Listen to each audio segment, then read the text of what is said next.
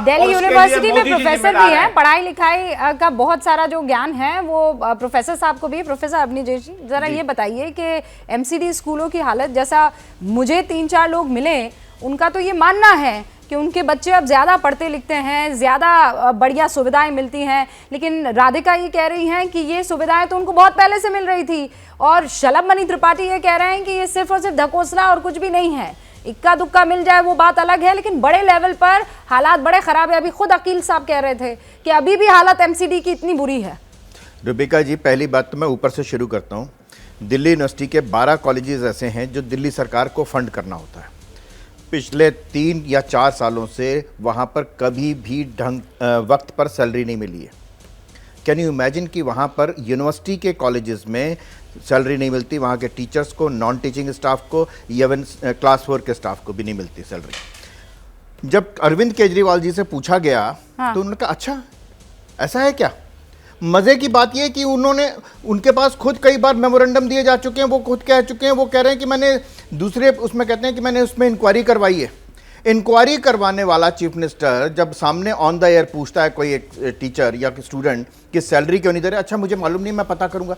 इसलिए आम आदमी पार्टी के ढकोसले पर एक सेकंड, मैं बीच में नहीं बोलता, आपके बीच नहीं बोलता, आपके बीच में नहीं बोलता ना, मैं आपके बीच में नहीं बोला था ना, आपकी बात बॉडी लैंग्वेज आपको मालूम है ना। हाँ, तो देखिए, आप ध्यान रखिए उस पर।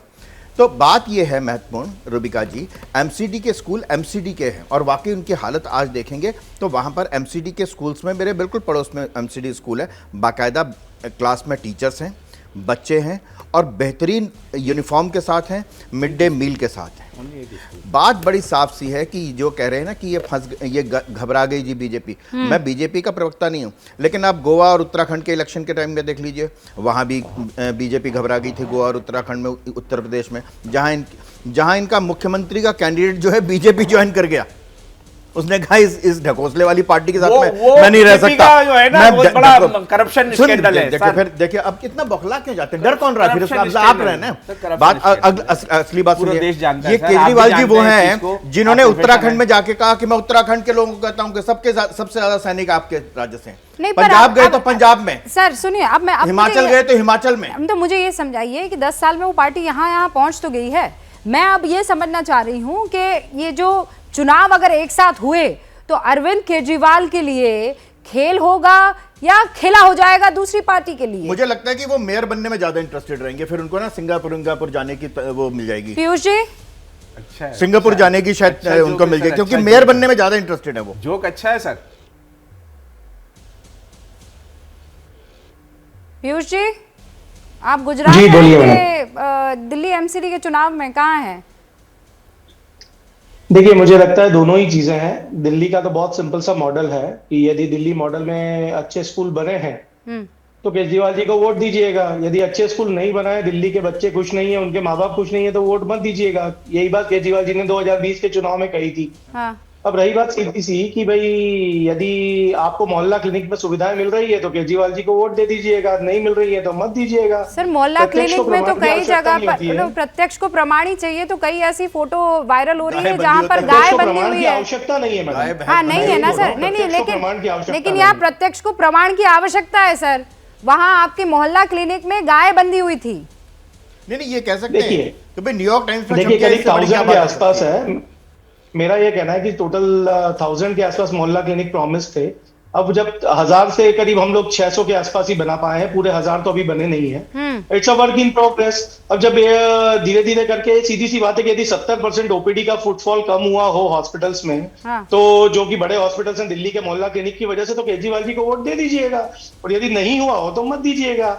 सीधी सी बात है। यदि दिल्ली मॉडल लगता है दिल्ली की जनता को कि केजरीवाल ने सही में आपके जीवन में कुछ आसान किया है, तो वोट दीजिए, नहीं तो नहीं दीजिए।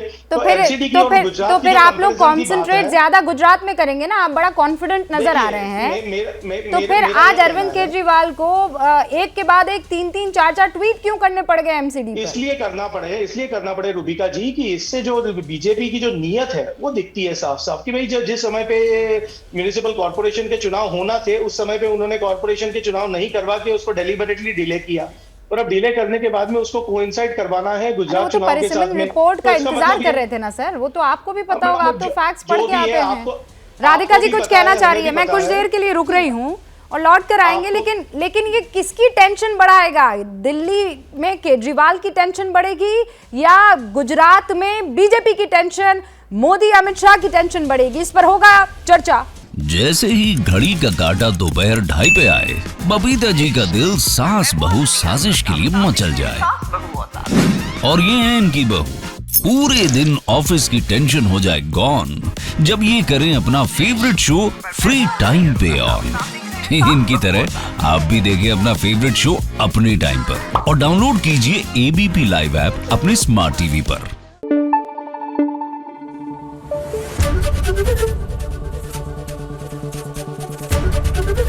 एबीपी न्यूज आपको रखे आगे।